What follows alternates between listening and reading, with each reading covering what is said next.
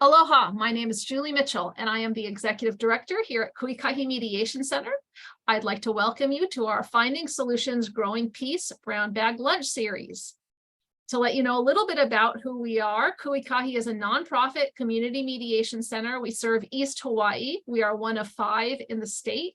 We were founded 40 years ago this year in 1983. We were a program of the Island of Hawaii YMCA, and we became our own independent nonprofit in 2006. Our mission is to empower people to come together, to talk and to listen, to explore options and to find their own best solutions. To achieve this mission, we offer mediation, facilitation, and training like this and others to strengthen the ability of diverse individuals and groups to resolve interpersonal conflicts and community issues. Our Brown Bag Lunch series is held every third Thursday at 12 noon on Zoom, and you have to register each time on Eventbrite to get the Zoom link. Our next speaker on February 16th is Lincoln Ashita. He is speaking on the topic, An Attorney's View on Conflict Resolution, what lawyers think and care about in mediation. And what I'm going to do is put the link to register for that in the chat.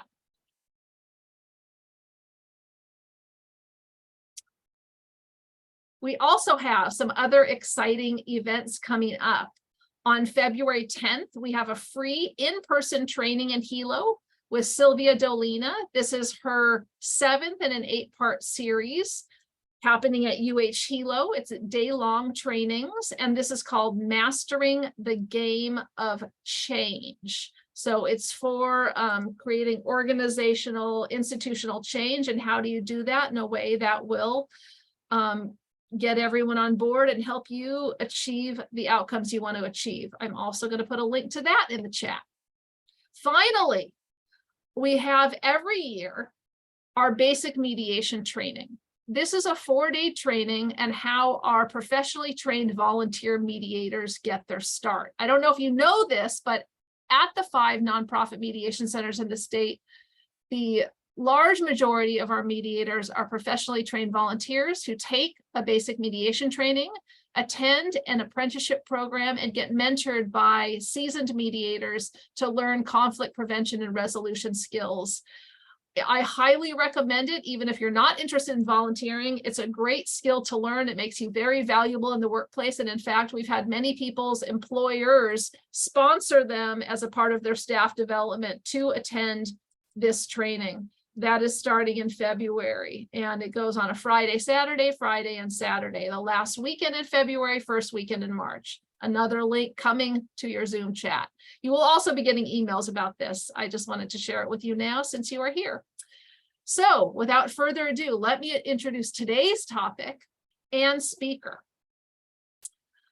Before I do that, I forgot to say, we will be providing a video link and the slides in an email to you within a day or 2 of this talk, so that you can, you will get those. Also, we will be giving at the end a short online survey, which helps with our grant funding for this free series. And also we do share it with our instructors, so they get feedback on what they did well and what they might change for next time. Okay, to today's topic, discover your core values. Brave leaders live into their values.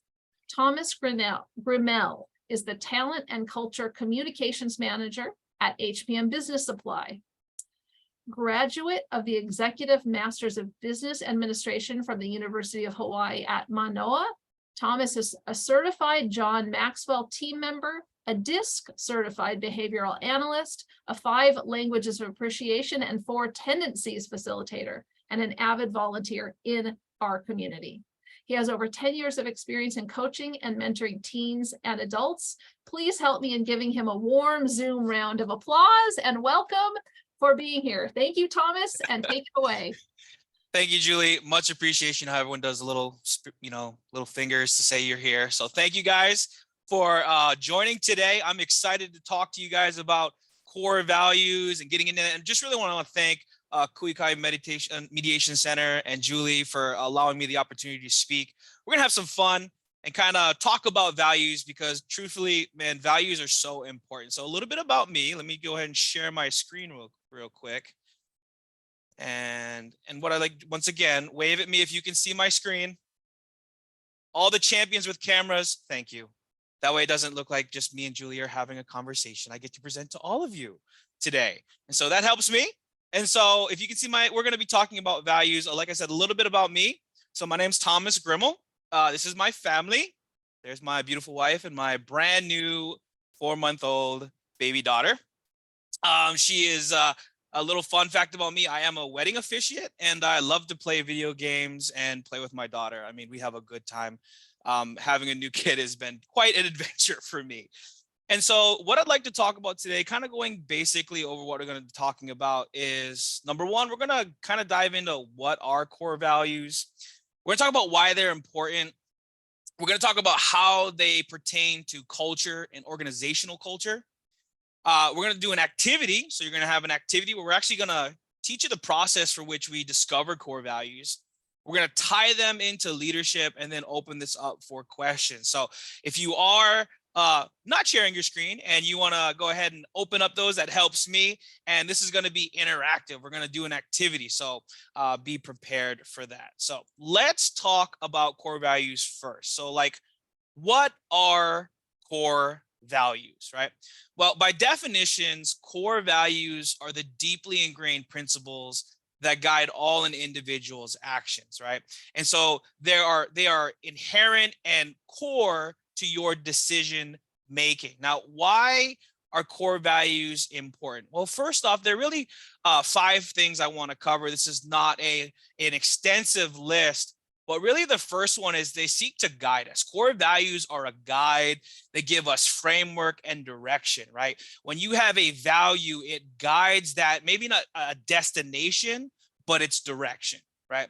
Core values give you that heading into which way you're going and really kind of lead you toward your individual goals, missions, or visions.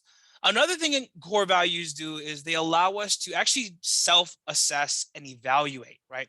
They help us serve as a baseline for our current situation and then indicate and help us understand when maybe we're unhappy or we're unfulfilled. Your core values help to align that and refocus for where you're heading, right? Next, really, they motivate us, right? Core values allow us to actually go through and persevere through great difficulties. When you're going through something difficult, if you have a value that you're striving for and that you're living out, it helps you actually persevere through difficulty, right? And strengthened by your values and your belief. Another thing it does is it impacts the quality of relationships, right? Sorry, I had to put in a meme here. I just had to have a little bit of fun. I tried to be serious the whole way. It just didn't work. But like really, when you get together with other people, you'll find that you'll connect very easily with individuals who have similar values to you. And then last but not least, it defines and shapes your leadership. Right, really your values and those alignment with those values help you authentically live out your leadership. And anyone who thinks that they're not a leader, truly someone's watching you. If leadership is influence, so if you have influence in someone's life, believe it or not, guess what? You're a leader. And so just to cover kind of what I went over, it really guides, evaluates, right? Allows us to evaluate ourselves. It motivates us, it allows us to relate to others, and it really defines our leadership. And so in a nutshell, I like to think of core values as the foundation for which you stand on. And if you don't stand for something, you'll fall for anything, right? We've heard that little quote, right? What do you stand on? And really determining those values is determining what it is you stand on. And I'll talk a little bit more about that when we actually get into the activity. So how do core values affect culture? So I want to talk about this because one of my main projects here at HPM, over my shoulder here, you can see our values of heart, character, and growth. Within HPM, if I'm in a conversation, we're going to talk about values, we're going to talk about mission, and we're going to talk about vision. No matter what we're talking about, we are going to go back to that. I have some people from HPM today. You know, if you're in a meeting with me and we're going to talk about objectives, we're going to walk through our values and it's going to come up. The reason why back in 2018 and 2019, we really wanted to advance our values and evolve them, not change them, but evolve them, right? Really make them something that we could stand behind, right? Because we knew that we were going into this, season of growth. We wanted to really solidify our values, set us the precedents for moving forward. And so during that time, all the exercises and things that I'm talking about today was actually part of that program that re-solidified our core values. And we really made basically a product launch release, basically truncated that into 3 years, which really released our values and truly believe it's part of our success today throughout our organization. So how do core values affect culture? Let's talk about what that means when we talk about organizational culture.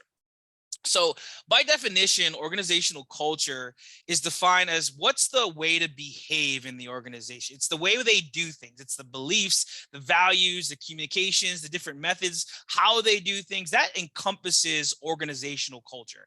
It is the culture for which your organization has. Now, how do core values tie into organizational culture? Well, first off, core values give definition to how your teams operate, behave, and interact.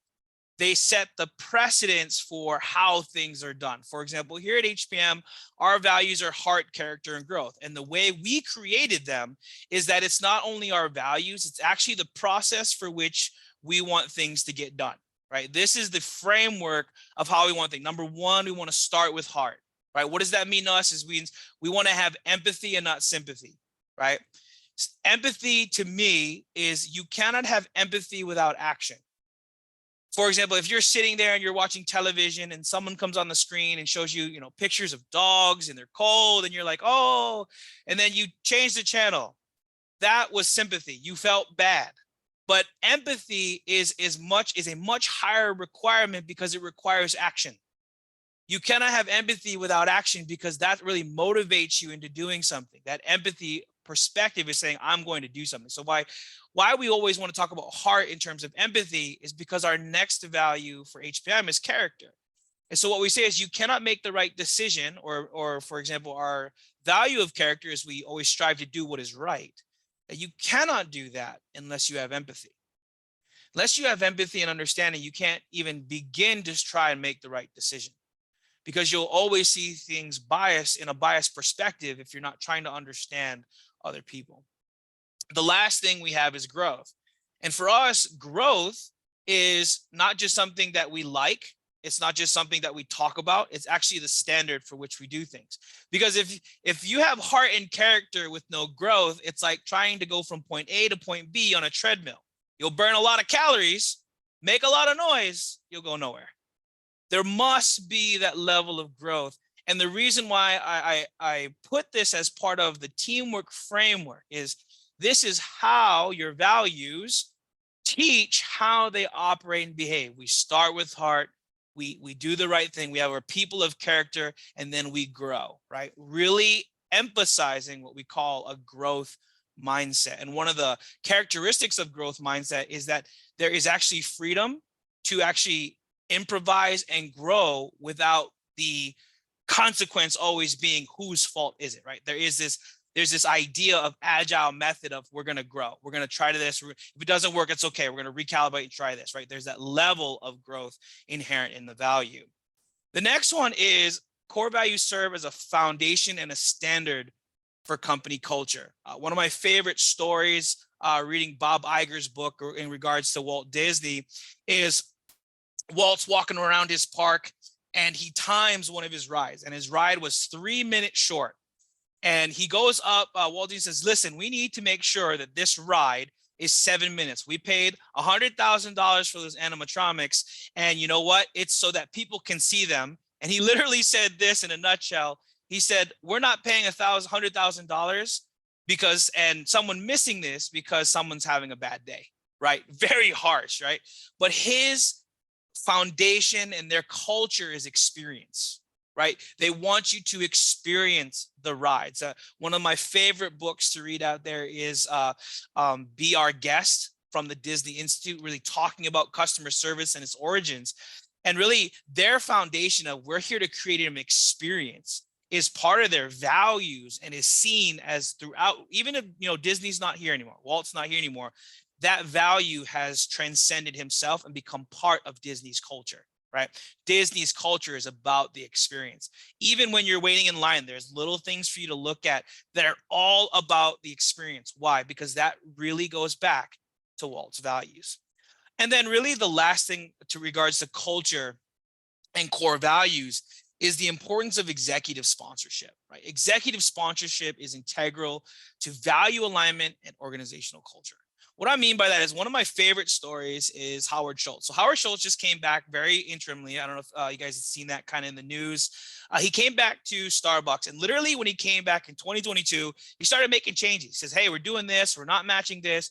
And he made a statement that he said to increase our investment in Starbucks locations and peoples. Now, this is the third or fourth time Howard Schultz has come back. And in one time in 2008, he returned and shut down 7,100 stores nationwide for 3 hours to retrain over 135,000 employees on customer service. During this time, if you read his book about how he came back, about Howard Schultz's reasoning for coming back, is really he saw the mission, the values of what Starbucks represented, which was their customer service, beginning to degrade. And now I know leadership is influence, and I recognize the power of influence, but there also is an element of executive sponsorship where the head goes, the body will follow, right? And that alignment of the original vision, the original mission, the original values, like the beginning in when Howard Schultz took it over and they were selling coffee, who's gonna pay $8 for coffee, right? But they added the element of customer experience, about making it not just about the coffee, but about the overall. These were all integral values to Starbucks. And you can see with the number of locations they have today and how popular it is, really getting back to what their values were. So really, I want to go into, now that we kind of talk about the core values and culture, I want to kind of talk about really two types of culture, because a lot of times you can say, oh, this is great, these are values are great, you can have great mission statements and all that. But the difference between necessarily ideal culture, which is this is what we want, this is what we want to happen. But a lot of times there's a divide between ideal and real culture. What is the culture actually like at your organization, right? This is what it's like. For example, how many times have we been, of course, none of your workplaces and none of mine, but have been in an organization where what you say in your new hire orientation is way different than day two. All right.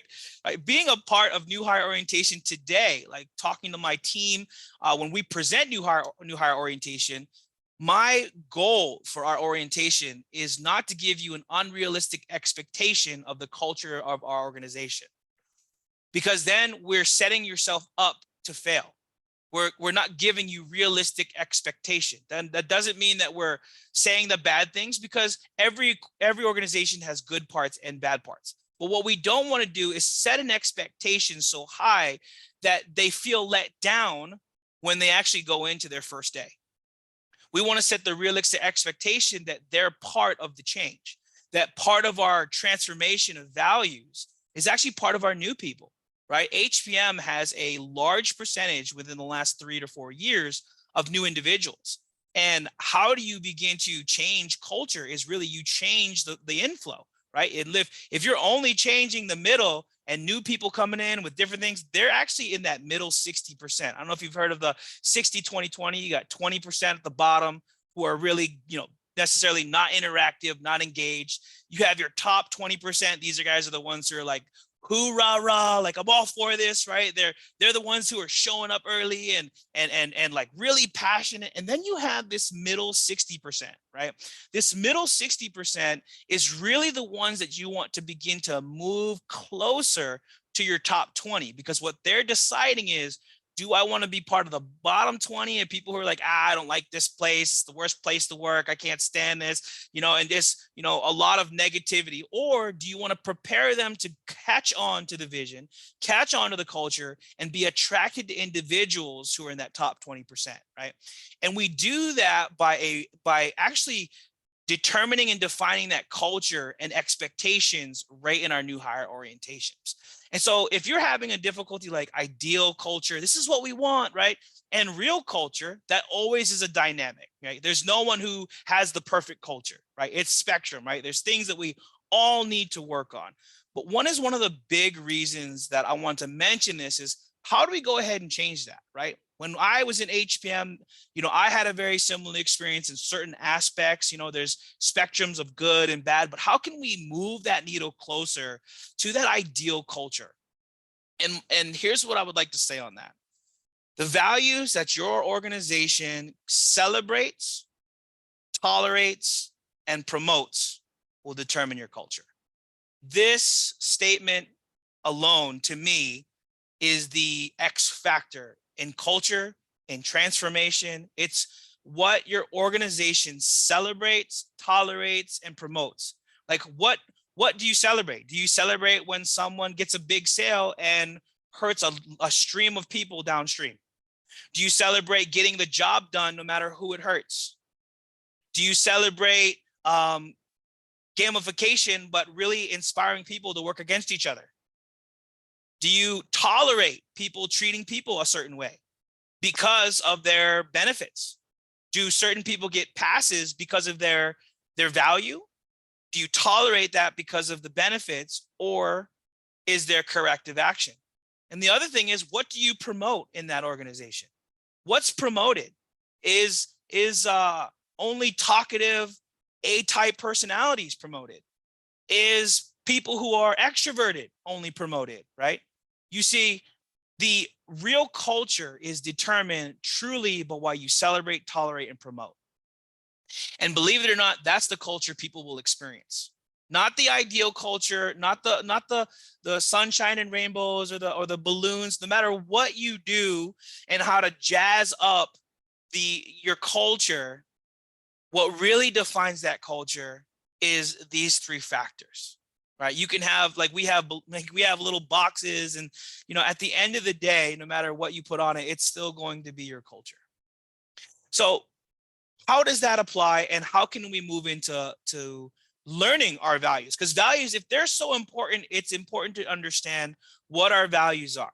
And so we're going to do this personally, and believe it or not, this is what we did corporately in our organization. We did a similar exercise. We added a few different elements, but I'd love to take you through an activity on how to discover your core values. So if you're with me, I know I see a bunch of you with me. We need a piece of paper. I mean, you could use an iPad or an iPad.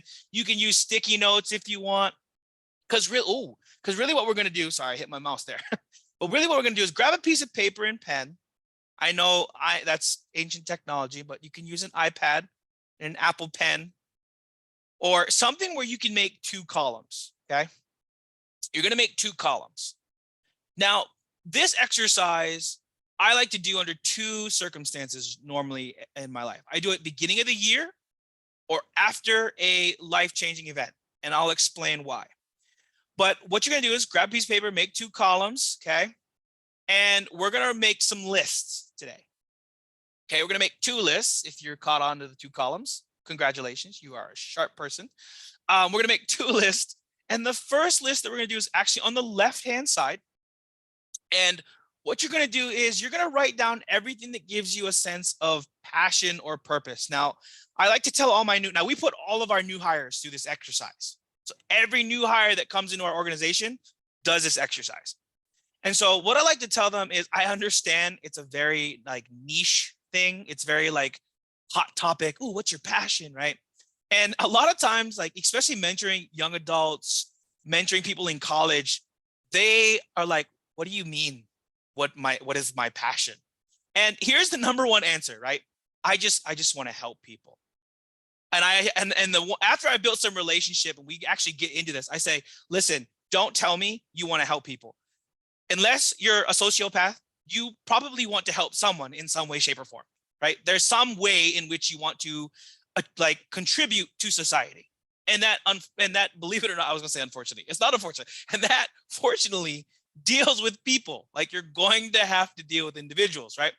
And so when I say passion or purpose, I like to ask 3 questions, right? The first thing, what are some things you do for free, right? What are some, just write down all the things, like what do you do for free? You like to cook? Do you cricket? I remember paracord bracelets were a really big thing like a while ago, right? Making paracord bracelets, right? What do you do for, do you come and help set up for parties? Are you early to help set up? Are you late? No, I'm just kidding. Right? What do you like? Did you love to talk? Right? Do you enjoy connecting with people one-on-one? Do you like groups? Can anyone guess what I like? No, I'm just kidding. What are some things that you do for free? Like talking at ikahi Mediation Center, right? That would be on my list, right? Because what? Free, right? What are these things that you would do for free? The other thing is, what would you like to get paid to do? Right? Thomas, I like get paid sleep. Congratulate, put it on the list. If you want to get paid, I could not do that, right? But what would you like to get paid to do?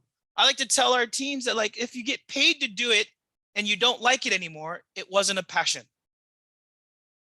Passions are empowered by getting paid for it. Like, you get even more excited because your passion, right? If it pulls away when you get paid for it, it wasn't really a passion, it's a hobby. Right? Passion is, what would you like to get paid to do? For example, I hope, go ahead, keep writing down your list, right? Don't wait for me to say go, but I love cooking, right? So I tried to start a catering business. You know what I realized? I do not want to start a catering business. Like, I love cooking, but I did not love catering, right? And so I realized that, yeah, I was getting paid to do it. I was doing some like practice, right? I was practicing my recipes. And then at some point at 3 a.m, starting up my smoker, I was like, this does not bring joy. I had to Marie Kondo that thing. Like, I don't want to do this anymore, right? So when you start to get paid for it, you start to get like more like accumulation or business, and you pulls the joy out of you. It's a really good, important thing to think, is this really my passion? Now, we dive into that a little more when I do personal counseling sessions, but the last thing and question I ask is, what are some of your strengths? Like, what are you naturally good at? What are some natural inclinations do you have, right? If anyone's ever said to you, wow, you're really good at that, and you go, nah, I'm not that good, right? You try to be humble, right? If anyone says that and you're naturally good at these things, that means you may have a natural inclination or strength. Go ahead and put that down, right? No matter what it is, today, like I used to love to make videos. My wife laughs at me because my mom sent me, I know this is ancient tech, DVD-Rs, which is and then even some VHS acronyms of me with a handheld camera. Now, handheld, I want to say, like, I'm trying to be accurate as to how big the camera was. Handheld. You can hold it with 2 hands. Making videos when I was like 8 years old. It's the most hilarious thing, doing National Geographic on like random animals around like my house. That's what I did. See, y'all want to see it. I don't have it. My wife has it and she laughs all the time. But I, at that time, enjoyed speaking and making videos. Right? I did it just because I had a lot, and it was a strength of mine. I would edit them. I still do that today. So what are some of your strengths? I know I said a lot, but hopefully you can get a decent sized list of, what do you do for free? What would you like to get paid to do? Right? And then what are some of your strengths? Because believe it or not, your strengths play a large part in determining passion and purpose.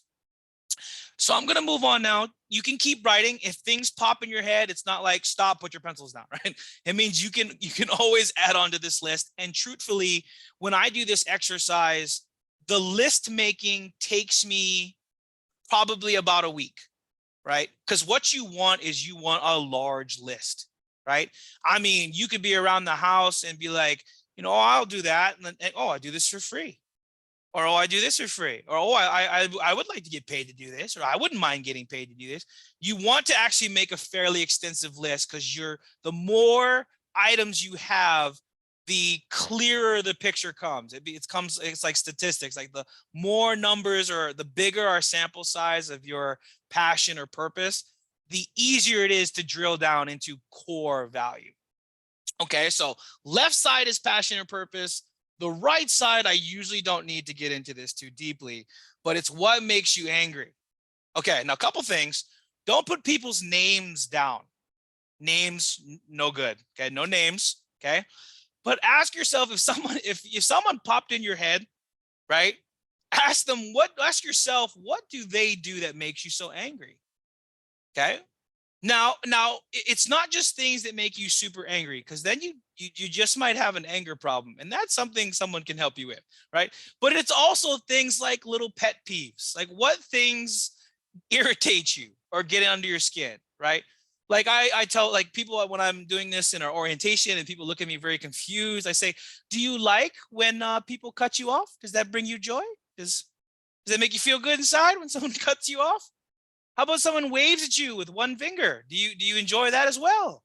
Like, what are some things that maybe upset you? Maybe someone cuts in front of you. Maybe someone, I don't know, takes the last bag of poi when you're trying to pick them up and sees you going, right? And going to pick things up, or like takes your parking spot, or I don't know, whatever, maybe moves things around your house. That was my big one. Was I don't know how things grow legs. And then like, can opener was here, and then somehow it found a new home in this other drawer. Like, I'm not going to be rip roaring angry about that, but it's a pet peeve, right? So it's not just things that make you fuming mad, because that might be an anger problem, but it's just things that are frustrating, right? What frustrates you? Okay, so write down some lists. Think of the times you like stubbing your toe at the end of a table in the middle of the night. Does that make you super happy? I don't know. I'm just throwing things out there of little frustrations, things that get you angry, right? One of me is like, I don't like when people are late without telling you, right? How many of you like that? How many, some people are like, I'm the late one. No, but like, what are some pet peeves that you have, right? Maybe, I don't know, getting a plate lunch and they don't give you utensils. I don't know. Any type of thing that gets you frustrated, go ahead and write that down, right? When they only have Kikoman shoyu. No, I'm just kidding. Where's the aloha? Where's the no, sorry, I'm just having fun because it's really quiet and I see people writing. So I talk to myself when I do this. This happens also in my orientation too, just as a fair warning.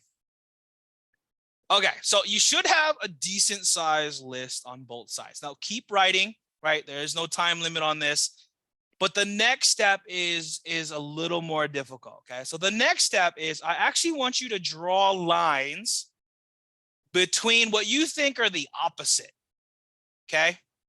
Like if you were to ask your, for example, on my list, I've got spending time with senior residents at nursing facilities as an example. On the right-hand side, I can't stand being ignored, right? So why was that similar? Because to me, feel like being ignored and spending time with people at senior facilities, they're an ignored type of group. I see that as opposites, right?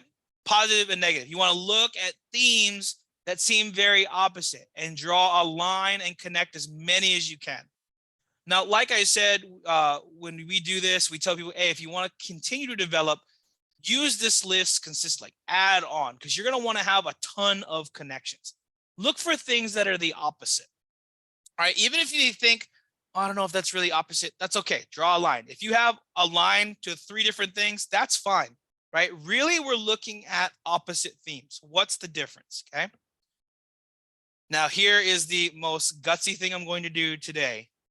I'm going to ask someone to give me an opposite so that I can actually show you how we process and pull a core value from these 2 elements. Who would like to be my example? Oh, you're going to be a superstar because you are saying, it's me. I want to be that person. And when I do this in orientation, I usually tell people, because this is the last thing we do in a day, I say, the winner gets to go home. Because I will sit there and wait for them to say something for the end of an orientation.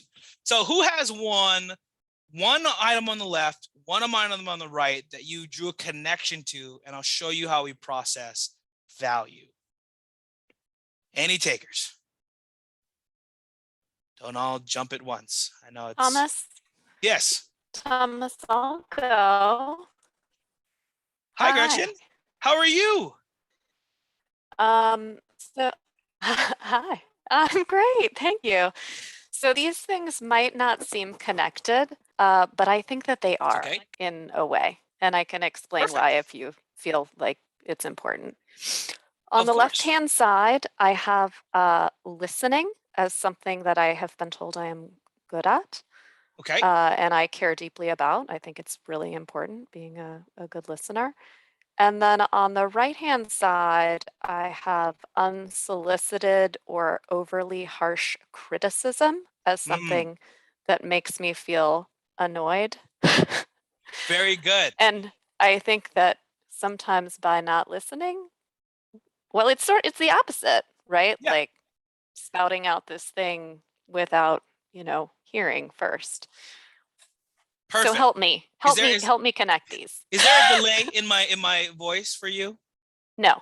Okay, just want to make sure.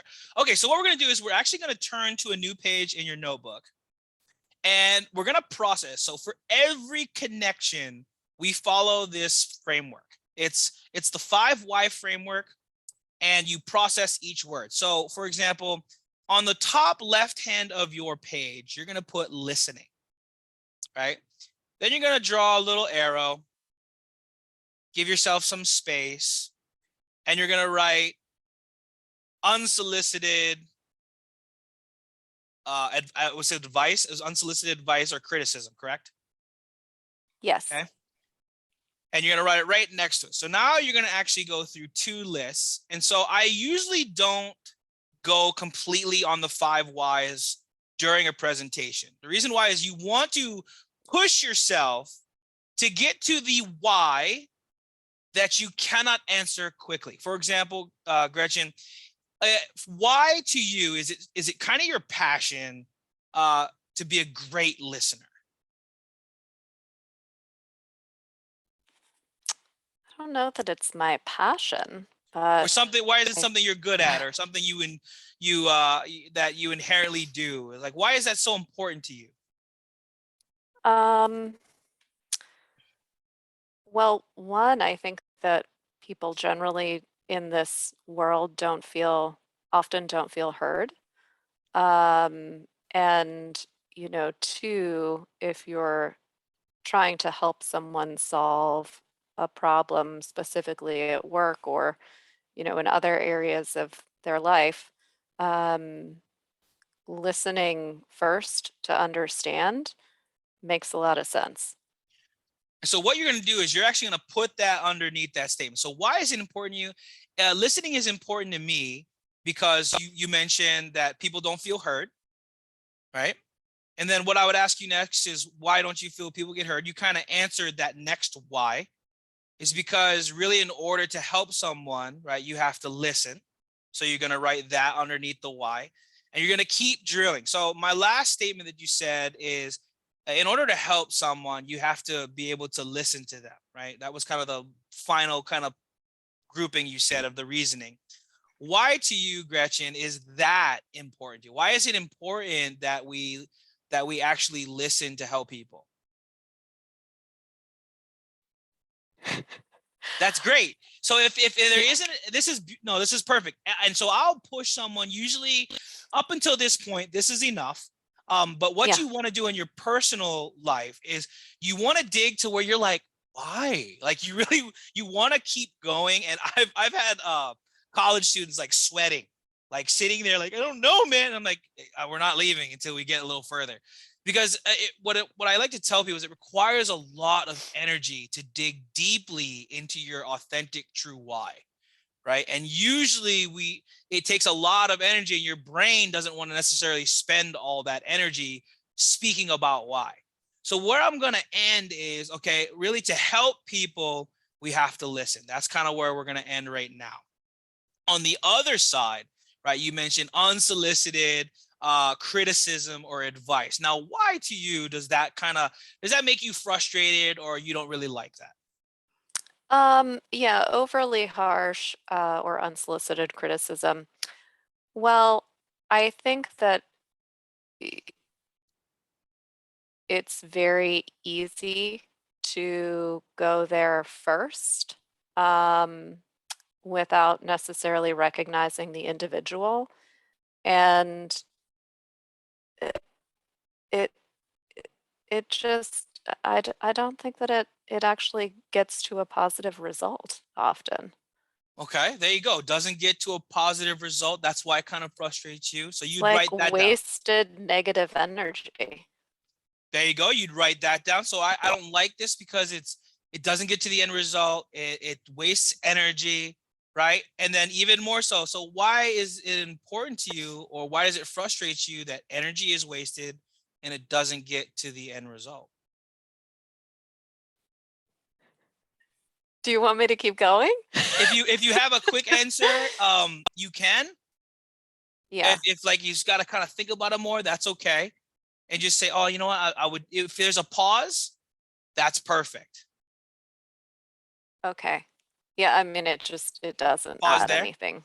Okay. It does. Yeah. And so, okay, left hand side, we see that your end result is really about helping people, right? Really listening and hearing them in order to get to the end result of helping. And believe it or not, if you actually drill down far to the right, the common theme is it's unsolicited advice doesn't actually help the person get to where they need to be. So you actually find that your two opposing themes are actually one theme, which is the fact that your value of helping an individual getting to XYZ, this helpful mentality and positive mentality is actually part of one of your values. And so what you would put as the theme in this is helping people and positively affecting them, right, through listening. Right? That's a real theme that you see in these two statements, right? You really want to help people with unsolicited advice, and when you're getting advice that you didn't ask for, and really they're probably not paying attention to you if they're saying this, they're not catching the vibes or really listening to you, whether that be nonverbal or verbal language. Like, you can tell when someone wants to hear what you have to say. At the end of the day, the cross section of this is really about, for you, using that listening aspect to help people. And so what you then do, so this is only one word, right? This is only one piece of the puzzle. It's a small piece of the puzzle, is you want to find values that resonate with you in this theme. For example, if you're looking at this, if you're reading this list and something in you jumps, right? And says, ooh, yeah, ooh, I really like that, right? That's what you want to write down, right? Acceptance, right? If that jumps out to you, or even clarity or communication, you see, this is what the processing of these value stakes. It's looking at those two cross sections, because at the cross section of what makes you angry or gives you passion is actually a value. And when you take all those cross sections and you one by one say, ooh, this really jumps out to me, or because, for example, I may have a similar story or similar reasoning, but it maybe doesn't jump out as much, a word doesn't jump out as much to me as it does to you. For example, I could have a similar theory of, I don't like unsolicited advice. I also want to be a better listener. I do not do very well in that. But I realize listening is important. You could probably drill that down, and at the end result, I get a value like leadership. Like, great leaders are great listeners and communicators. Great leaders are individuals who can read the room, emotional intelligence. See, the end result will be different based on different people, right? You could have, I've had times where I've sat in orientations, similar logic, right? I like fishing, or I like, or I can't stand, one of them was, I can't stand schedule, right? We could take that down, and you could have two people with very similar starting points end up in very different places. And so how you process that is very much ask the whys and then dig a little deeper. I'm just going off, and Gretchen, you give me a thumbs up or a thumbs down if that's really you. Like, is that type of person you are, where you really want to listen well in order to help that person or a person really get to where they want to be, and not giving people advice until really you feel like, hey, they're wanting this advice or or asking for it. Is that part of some of your personality or behaviors? Thumbs up. Thumbs up. Thanks, Thomas. Awesome. And that's great. And so that's kind of what you want, is you want to, you want to see if, okay, do these different pieces actually resonate with how I want to be and how I act, because there is a level of aspiration in a lot of our values. There's a piece of core, but there's also aspiration. So now that we kind of gone down how to distill these, this is an activity that you want to take some time with. Like I said, it takes me about a week or 2 weeks just to get through the lists. It takes me a week or two to process through each, just like really think about this, asking those difficult questions. And I'm telling you, if you're doing this at the end of the day, you're not going to have like a half hour to go through this. You're going to have 5-10 minutes to really think about this. And you're like, I'm done. Right? So you're going to want to just take it in bite-sized pieces and find similar themes. So really quickly, I want to talk lastly about how this really applies to leadership, right? How does this apply to leadership? It's obviously one of my values. So this is something that I believe is extremely important in organizational culture as well as individuals. When I started this presentation, I said brave leaders live into their values. It's one of my favorite people. If you've ever heard of her, she's Brene Brown. It's something she lives into. It's definitely a highly recommended read of Dare to Lead. But she said this, she said, brave leaders are not only clear about their values, but operationalize their behavior that they hold themselves accountable for. So it's not just discovering your values, it's how do you live into them, right? How do you live into your values day into day? And I really want to share these 3 questions about a litmus test to discovering whether or not you're living into your values, right? And the first thing is, what are some of your behaviors that support what you value? Like, for example, my one of my values is leadership, right? It's huge on my list. It always comes out. So what are some of the behaviors that I am actively doing and actively practicing that align with that value, right? Number 2, what are some behaviors that are outside that value, right? And then what are the conditions for those behaviors? Like, were you frustrated or something happened? Like, what are those things that maybe derail you a little bit? Remember I said values help us to actually align with our core self and evaluate where we're at. And then the last one is, think of a time where you were fully living into your values, right? Now that you've kind of gone through and kind of evaluated what maybe your values are, think, oh my gosh, like I just loved this moment or this time, right? Maybe it was a camp, maybe it was sports, maybe it was an activity, maybe it was with family. There's so many circumstances where you can just be like, wow, it's fully living into this value, right? And believe it or not, start to even recollect deeply, why do you remember this value? One of the activities we do in our orientation is we have someone recollect a moment in their past, positive, we always say positive, right? And actually get down to what was the weather, right? What did your clothes feel like? Were they sticky? Like, what did it smell like? Why? Because believe it or not, your brain stores a ton of information that you don't necessarily actively recollect instantly, right? And you'll be almost amazed at how much detail you can recollect on these moments. And people say, well, why can I remember this? It's because even though you consciously maybe didn't solidify this in you, you can remember it because there's a purpose. There's a reason why you remember this story so vividly, right? And it's about living into those values or even solidifying those values, right? And I would go over into how we can actually, because you can change, values can change, right? Life experiences can change values, right?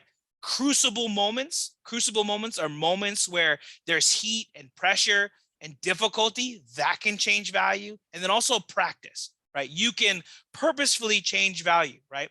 It's actually neural synapses, right? Shortening neural synapses. Practicing over and holding yourself accountable can actually change those values. You can change them. It isn't an easy process, but it isn't a static thing. It becomes a part of who you are.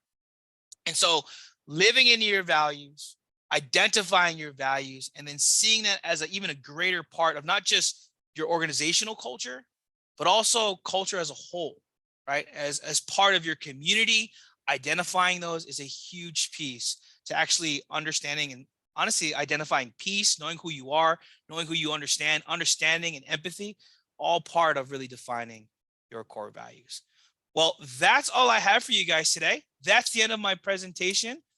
This is a QR code to my LinkedIn. If you want to scan it, I don't know. I was so hip now. So I have a QR code. I also have an email and a phone number if you have any questions, and I'll turn it back over to Julie. So we do have some times for questions and comments. You can put them in the chat, or you can raise your hand, or you can ask a question, because we do like to have this be a little bit interactive. Also, we do ask that you fill out our survey before you leave today. Sometimes people have to leave a little bit early, so I'll put that in the chat. But I do, one of the big parts of this series is an interactive session. So does anybody have any questions, comments, or want more details about anything Thomas shared or didn't share? Who would like to go first?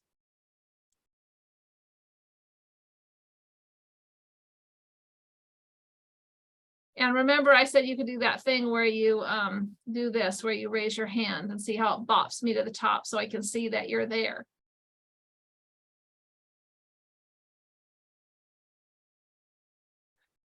It was a perfect presentation. That's what I'm getting. No, I'm Oh just yeah, kidding. right. Yeah. Nobody has any questions. Okay, how about this? Oh, here, I did see a chat. Hold on. Oh, someone's saying great information. Thank So, you, Anita. I have a question, since I'm in the conflict prevention and resolution field. How do you see this figuring out what your values are for you or your organization? How does that help with conflict management? Yeah, and so one of the reasons why we do core values right off the bat with a new hire is because we want to ensure fit, right? When we say fit, I'm not talking about necessarily maybe character flaws, but I'm talking about alignment with your values, right? If you're working in an organization that doesn't have the same values as you, you're going to have a difficult time there, right? And I'm never one to say, oh, well, then you just don't fit, so you don't belong here. I don't like that. I know a lot of times people can use that and wield that. When we talk about alignment, we also talk about aspirational and really where you're heading. Like, is this something that you want to be a part of? Remember, I said you can change your values. Well, environment is a big part of that, right? Who you surround yourself with, we all know that, right? And how do we integrate that when you talk about conflict resolution is, just because you have a different value doesn't mean you don't get along, right? Just because you value something different. This is another thing we mentioned is we can have different values, but that doesn't supersede humanity, right? Like your values don't supersede that we're all human beings. So the base level is where our humanity, seeing people as human beings, recognizing my value and your value, and seeing how there isn't necessarily a higher value than another, right? And I can't force your values. I can try to seek to understand. I think Gretchen mentioned a little bit, like when you communicate, are you seeking to understand? So I see a hand and I see a chat. Yeah, why don't we go to Raju first, and then I can share some of the comments in the chat. One got separated apart there. So Raju, you want to unmute yourself, and Thomas can field your question? Sure. Thank you, Julie. Thomas, that was a nice presentation. I have a general question. Could having different core values be enough of a reason for a group of people to create their own new country? Like in the case of India and Pakistan, when they separated, Pakistan was created because the core values of that country were, of that people, were to create an Islamic nation. So that's why Pakistan was created. It's the only nation in the world that was created out of core values of Islam. So I'm just curious about this, just in general. No agenda at all, hidden agenda at all. Just could core values be a reason why people would want to separate and create their own land and their own system? And Roger, I would say this. Number one, I'm probably not the most expert in regarding sociology. I have a bit of dabble in sociology when we talk about culture and cultural norms. I would say this, that core values is a piece of organizational culture, right? Not just the values, but also there's belief systems. There's even, what is it called? Artifacts. There's things that represent things that are really important in certain cultures. You talk about high context and low context cultures, right? What is acceptable within those cultures, right? What did they deemed a group of people have deemed the way we do this, right? Even religious beliefs can be a part of cultural change, right? So to answer your question, absolutely. It plays a significant role in the change of any type of organization, right? When you're looking at even things like, let's say, church splits or organizational divides, or like, oh, we want to do this here and we don't want to do this. Even the reason why some overarching companies still keep brand name, right? So you look at big companies, Johnson & Johnson, right? You would not want to buy like candy from a soap company, right? Because their values are different, right? And so the soap company will keep the values of that, even though they're under one umbrella, right? Because the values and the belief systems and what they do don't necessarily jive with this other brand. So they kind of do that in terms of brand recognition where, hey, we value innovation in one area, but then there's another company that has these values of, okay, we value family or environmental protection or all this stuff that are different. That's why they keep them separate. I hope that answers your question. Thank you for that. Yes, thank you. Okay, a couple other thoughts in the chat here. We've got someone commenting saying the degree of leadership is a reflection of company culture. There was always difficulty when you work in a control and command culture. Any thoughts on that, Thomas? Absolutely, absolutely. One of the things I'm not a top manager, right? I'm a middle manager, and I actually started nowhere. I had no influence. Like I started at the bottom of my organization as a data entry person. Leadership to me is truly defined as your influence. And when you have leadership who is a command and control culture, truly they're shooting themselves in the foot. Right? I know one of the things I have a hard time hearing, and this is just my own personal thing, is nobody wants to work. And I understand where that comes from. I get it. And I don't want to create any kind of political thing, but I want to say this is, I think when we look at Gen Zs, remember people were angry at us millennials, right? And now everyone's like, give me some millennials. All I want is millennials, right? And so I always like to take new generations and new people with a grain of salt, because understanding how you bring these people up in your organization and what organizations are going to be successful are the ones that attract those individuals with the way they lead, right? We've even know Gen Zs are looking for succession. They want upward mobility, right? They like brand recognition. So brand is important to Gen Zs, right?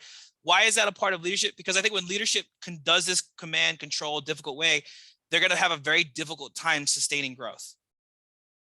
And so understanding that leadership and having changes in that leadership define, and you know what, some cultures, if it aligns with their values, I mean, honest to goodness, Steve Jobs was not a nice person.